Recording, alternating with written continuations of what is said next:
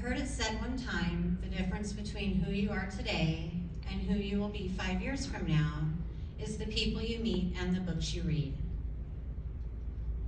Many of you have heard me share my story of opioid addiction, incarceration, Washington's Most Wanted, and the dramatic shift my life has taken since moving here.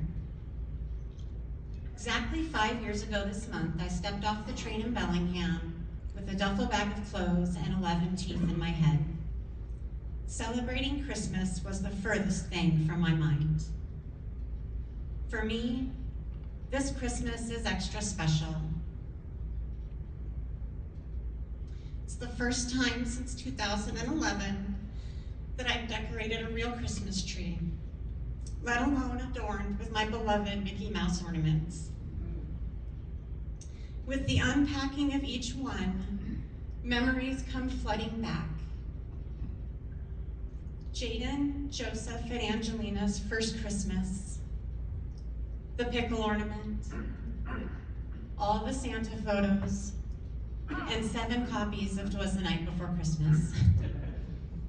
Since I was a little girl, one of my favorite holiday traditions was reading 'Twas the Night Before Christmas. On Christmas Eve in 2015, I brought this tradition to Pierce County Jail. I sat upon my top bunk, reading 'Twas the Night Before Christmas, while 50+ women sat crisscross applesauce on the floor of Pod 2A. Holding on to every word I read, every one of them lost in the story.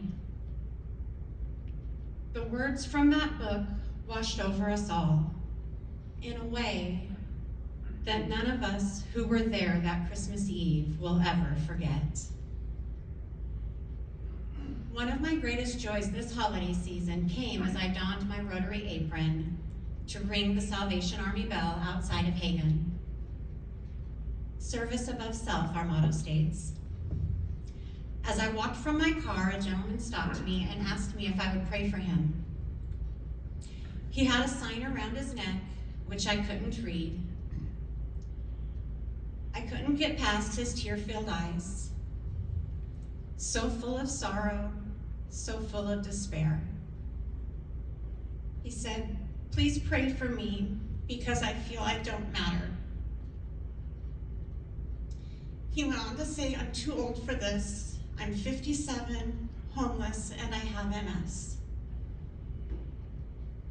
He was sobbing uncontrollably as he explained being estranged from his emotional support animal, so I gave him a hug. And after that, something magical happened.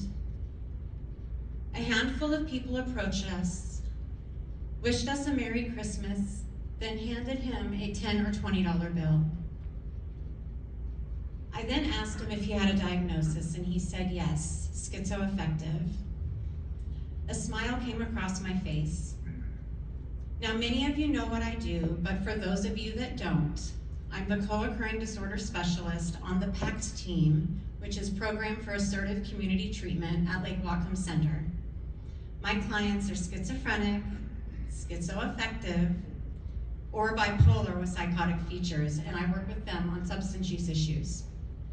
So I gave him some contact information and would later find out that he called and established services with us. So shortly thereafter, I was ringing the bell and feeling pretty confident in my bell ringing skills when a younger man approached myself and my co-bell ringer asking for help. The young man told us his story. He had gone out the night before with his friends, somehow became separated, and now did not even know which town he was in. Well, this made me laugh out loud too. I told him, "My son has a friend just like you who drinks too much and gets lost while out of town." "Ma'am," he says, "I'm in the military." He then used my phone to call his stepdad for help. Upon leaving, he opened his wallet and apologized for not having any cash to donate. Then he showed me his military ID and said, "Ma'am, I really am in the military," in which I laughed again and then thanked him for his service. We both left the conversation grinning. For me, The magic of Christmas is found in the joy of being right where we're supposed to be. Merry Christmas.